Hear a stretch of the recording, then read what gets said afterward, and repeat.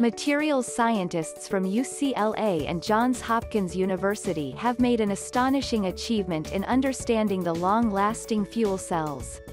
The research revealed that fuel cells are capable of converting chemical energy into electricity.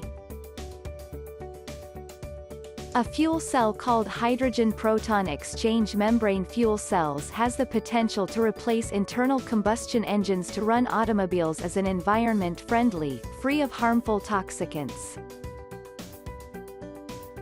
Researchers have also found that introducing alloying copper atoms into specially shaped nanoparticles of platinum-nickel expressed durability.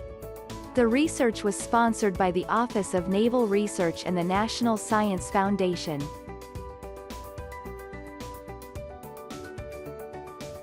Thanks for watching. Subscribe to Steam Daily newsletter for such amazing latest content on science and technology. Please also subscribe our YouTube channel. You can also visit us on steamdaily.com.